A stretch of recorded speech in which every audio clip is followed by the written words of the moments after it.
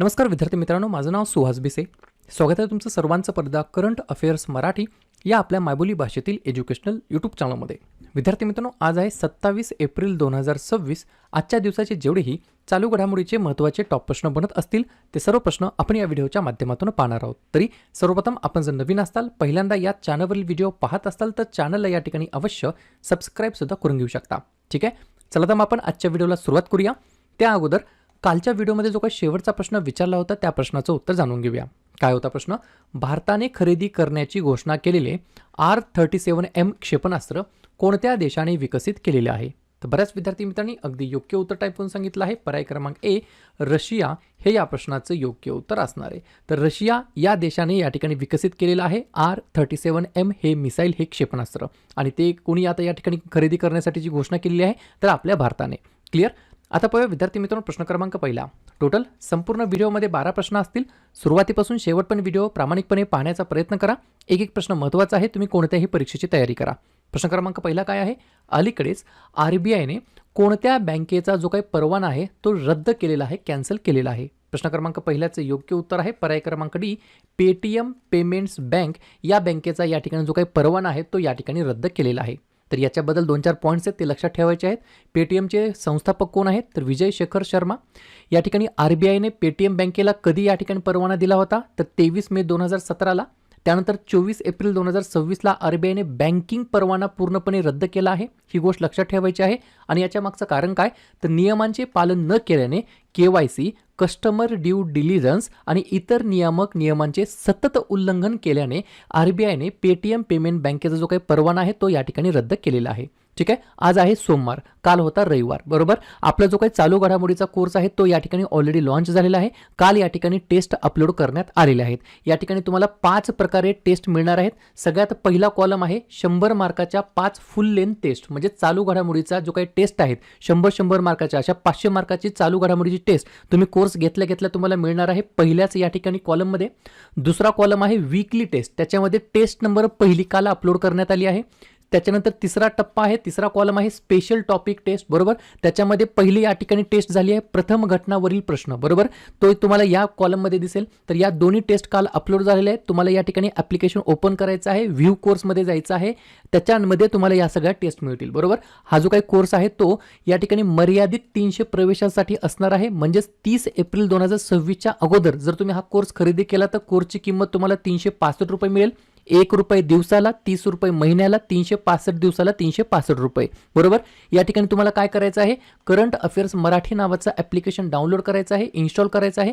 Log in केल्या तुम्हाला अशा प्रकारचा हा कोर्स दिसेल, चालू घडामोडी 2026 सुहास भिसे. याला तुम्हाला या ठिकाणी खरेदी करायचं आहे आणि जास्तीत जास्त प्रॅक्टिस करायची आहे. पैसे देऊन फक्त बसायचं नाहीये, पैसे दिले तर त्याचा तुम्ही जास्तीत जास्त फायदा करून घेतला पाहिजे. क्लिअर? पुढचा प्रश्न, प्रश्न क्रमांक दुसरा. कोणत्या भारतीय कंपनीने जपानच्या इटोचू कॉर्पोरेशनसोबत दरवर्षी 3 लाख टन ग्रीन अमोनिया पुरवठा करण्यासाठी दीर्घकालीन करार केलेला आहे? 2 नंबरच्या प्रश्नाचं योग्य उत्तर आहे पर्याय क्रमांक सी, L&T. L&Tचा फुल फॉर्म काय? लार्सन अँड टुर्बो, बरोबर. 2 पॉईंट लिहून घ्या. या कराराची अंमलबजावणी L&T एनर्जी ग्रीन टेकच्या माध्यमातून केली जाईल आणि गुजरातमधील प्रस्तावित उत्पादन सुविधेमधून पुरवठा केला जाणार आहे. हा प्रकल्प भारताच्या स्वच्छ ऊर्जा धोरणाला, म्हणजेच क्लीन एनर्जी जे काही या ठिकाणी धोरण आहे त्याला पाठिंबा देतो आणि देशाला हरित हायड्रोजन व संबंधित उत्पादनांचा जागतिक पुरवठादार बनवण्याचे उद्दिष्ट ठेवतो. तर पर्याय क्रमांक सी, L&T हे या प्रश्नाचं योग्य उत्तर असणार आहे. पुढचा प्रश्न, प्रश्न क्रमांक तिसरा, महत्त्वाचा प्रश्न आहे, विचारला जाणार. नीती आयोगाच्या उपाध्यक्षपदी कोणाची नियुक्ती करण्यात आलेली आहे?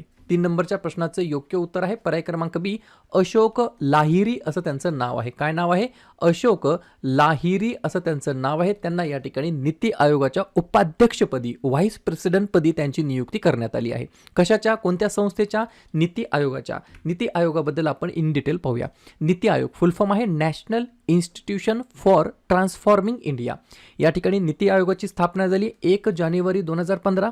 कधीही लक्षात ठेवा, नीती आयोगाचे अध्यक्ष असतात वर्तमानमधील पंतप्रधान, सध्या आहेत माननीय नरेंद्र मोदीजी. उपाध्यक्ष बनलेले आहेत नवीन अशोक लाहिरी. CEO आहेत BVR सुब्रमण्यम आणि पूर्णवेळ सदस्य बनले आहेत नीती आयोगाचे राजीव गौबा असं त्यांचं नाव आहे. पुढचा प्रश्न क्रमांक 4, नॅस्कॉमच्या नवीन अध्यक्षपदी कोणाची नियुक्ती करण्यात आलेली आहे? बरोबर, तर नॅस्कॉमच्या नवीन अध्यक्षपदी या ठिकाणी पर्याय क्रमांक ए श्रीकांत वेलमकन्नी असं त्यांचं नाव आहे. काय नाव आहे? श्रीकांत वेलमकन्नी असं त्यांचं नाव आहे. नॅस्कॉमच्या नवीन अध्यक्षपदी त्यांची या ठिकाणी नियुक्ती करण्यात आली आहे. सलग दुसराही देखील प्रश्न आहे या ठिकाणी महत्त्वाच्या नियुक्तीबद्दल. तर बाकीच्या लेटेस्ट जे काय अपॉइंटमेंट झालेल्या आहेत, नियुक्त्या झाल्या आहेत, त्याच्यावरती आपण एकदा रिव्हिजन टाकूया. लिहून घ्या. राष्ट्रीय खनिज विकास महामंडळाच्या जे काही संचालकपदी आहेत ते कृष्णकुमार ठाकूर यांची निवड झाली आहे. राष्ट्रीय मागासवर्गीय आयोगाचे अध्यक्ष साध्वी निरंजन ज्योती बनले आहेत.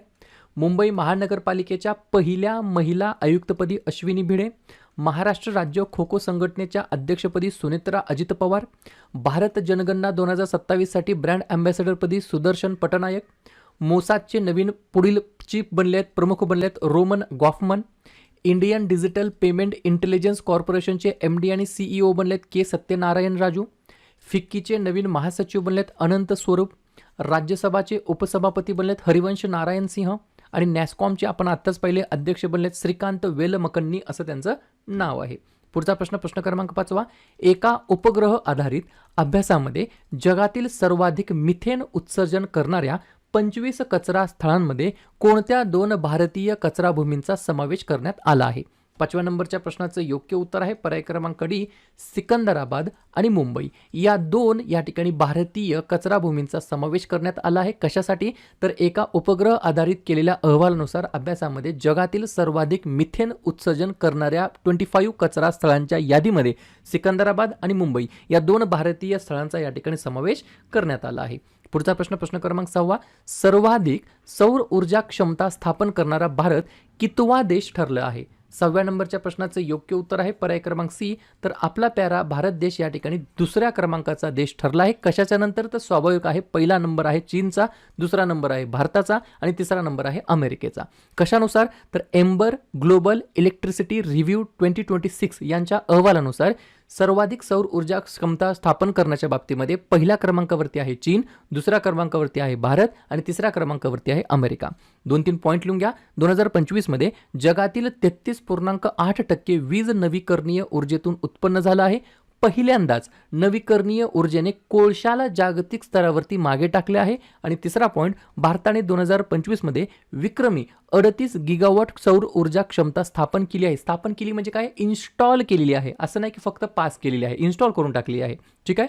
पुढचा प्रश्न क्रमांक 7, युनेस्कोने 2026 या वर्षासाठी मोरोक्कोच्या कोणत्या शहराला अधिकृतपणे जागतिक पुस्तक राजधानी ग्लोबल बुक कॅपिटल म्हणून घोषित केलेलं आहे? 7व्या नंबरच्या प्रश्नाचं योग्य उत्तर आहे पर्याय क्रमांक बी रबात नावाचे एक शहर आहे. बरोबर, लक्षात घ्या. रबात काय आहे? तर मोरोक्कोची राजधानी आहे राबत. बरोबर, 2-3 पॉईंट लिहून घ्या. युनेस्कोने 2026 या वर्षासाठी मोरोक्कोची राजधानी राबत किंवा रबात या शहराला अधिकृतपणे जागतिक पुस्तक राजधानी वर्ल्ड बुक कॅपिटल म्हणून घोषित केलं आहे. उद्देश काय? तर वाचनाला चालना देणे, स्थानिक प्रकाशन उद्योगाला बळकट करणे आणि साक्षरतेचा प्रचार करणे हा याच्या मागचा मुख्य मूळ उद्देश आहे.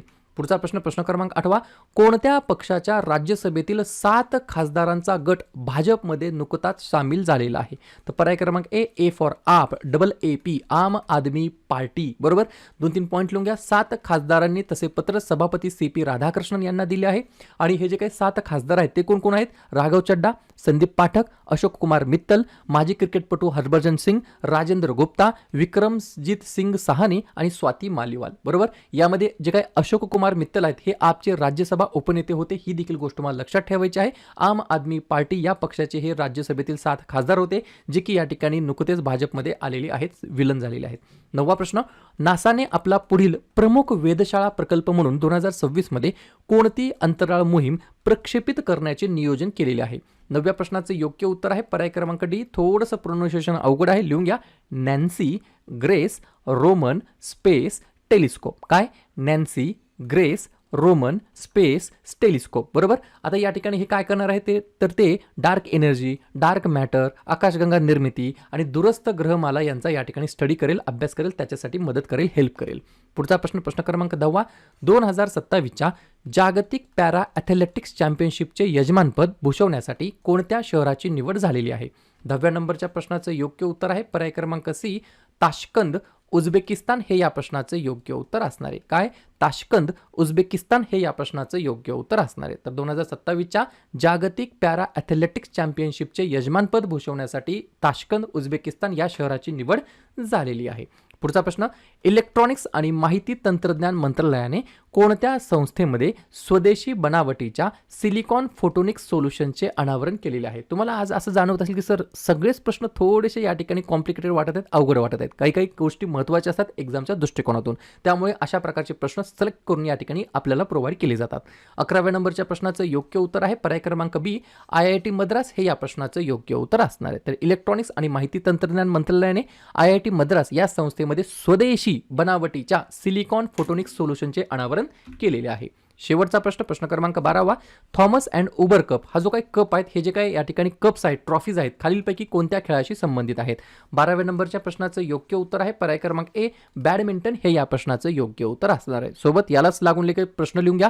2026 मध्ये थॉमस अँड उबर कपचे या ठिकाणी आयोजन कुठे करण्यात आलं आहे? तर हॉर्सन्स जे की डेन्मार्क या ठिकाणी स्थित आहे, या ठिकाणी आयोजन करण्यात आलं आहे. याच्या अगोदर 2024ची आवृत्ती आयोजित करण्यात आली होती चेंगडू, चीन या ठिकाणी, ज्याच्यामध्ये विजेतेपद जिंकलं आहे चीनने आणि उपविजेतेपद जिंकलं आहे इंडोनेशियाने. हे जे काही थॉमस कप आहेत बरोबर, याच्यामध्ये सर्वाधिक टायटल्स कोणी जिंकले आहेत? तर इंडोनेशियाने 14 टायटल जिंकले आहेत. ही देखील गोष्ट मला लक्षात ठेवायची आहे. क्लिअर? तर अशा प्रकारे विद्यार्थी मित्रांनो हे होतात 12 प्रश्न. उपक्रम कंटेंट हा जो काही प्रयत्न आपण सुरू केला आहे मराठी भाषेमध्ये कसा वाटतो अवश्य कमेंट करत चला. आणि तुमच्यासाठीचा आजचा खास प्रश्न, कोणत्या देशाने 1 जानेवारी 2009 नंतर जन्मलेल्यांसाठी तंबाखू खरेदीवर आजीवन बंदी घालणारा ऐतिहासिक कायदा संमत केलेला आहे? अमेरिका, युनायटेड किंगडम, जपान की रशिया? तर ज्या पण विद्यार्थ्यांनी या प्रश्नाचं योग्य उत्तर येत असेल त्या प्रश्नाचं उत्तर तुम्ही कमेंट बॉक्समध्ये देण्याचा प्रयत्न करा. प्रश्नाचं उत्तर चुकू द्या, बरोबर येऊ द्या, काहीच हरकत नाही. ट्राय करणं, प्रयत्न करणं सर्वात जास्त महत्त्वाचं आहे. आणि दुसऱ्या दिवशी येऊन आपण दिलेल्या प्रश्नाचं उत्तर बरोबर आले की चुकलं, दुसऱ्या दिवशी येऊन नेहमी चेक करणं, अभ्यासामध्ये कन्सिस्टन्सी मेंटेन ठेवणं हे सगळ्यात जास्त महत्त्वाचं ठरणार आहे. करंट अफेअर्स मराठी नावाचं ॲप्लिकेशन डाउनलोड करायचं आहे, इन्स्टॉल करायचं आहे. लॉग इन केल्या तुम्हाला अशा प्रकारचा हा कोर्स दिसेल, चालू घडामोडी 2026 सुहास भिसे. याला तुम्हाला या ठिकाणी खरेदी करायचं आहे आणि जास्तीत जास्त प्रॅक्टिस करायची आहे. पैसे देऊन फक्त बसायचं नाहीये, पैसे दिले तर त्याचा तुम्ही जास्तीत जास्त फायदा करून घेतला पाहिजे. क्लिअर? तर लगेच काय करूया, एप्रिल महिन्यातील जेवढेही महत्त्वाचे दिवस असतील त्याच्यावरती आपण एकदा रिव्हिजन टाकूया. लिहून घ्या. 1 एप्रिल ते 7 एप्रिल अंधत्व प्रतिबंध सप्ताह. 2 एप्रिल आंतरराष्ट्रीय बालपुस्तक दिवस. 4 एप्रिल खान जागृतीसाठी आंतरराष्ट्रीय दिवस. 5 एप्रिल राष्ट्रीय सागरी दिवस. 7 एप्रिल जागतिक आरोग्य दिवस. 9 एप्रिल जलसंधारण दिवस. 11 एप्रिल महात्मा ज्योतिबा फुले यांची जयंती आणि जागतिक पार्किन्सन्स दिवस. 13 एप्रिल जालियनवाला बाग स्मृती दिवस. 14 एप्रिल डॉक्टर बाबासाहेब आंबेडकर यांची जयंती. 15 एप्रिल जागतिक कला दिवस आणि जागतिक सांस्कृतिक दिवस. 16 एप्रिल जागतिक ध्वनी दिवस. 18 एप्रिल आंतरराष्ट्रीय स्मारके व जागा दिवस आणि जागतिक वारसा दिवस. 21 एप्रिल भारतीय नागरी सेवा दिवस. 22 एप्रिल जागतिक पृथ्वी दिवस. 23 एप्रिल जागतिक पुस्तक दिवस आणि इंग्रजी भाषा दिवस. 24 एप्रिल भारतीय पंचायती राज दिवस. 25 एप्रिल जागतिक मलेरिया दिवस. 26 एप्रिल जागतिक बौद्धिक मालमत्ता दिवस आणि 29 एप्रिल आंतरराष्ट्रीय नृत्य दिवस. क्लिअर?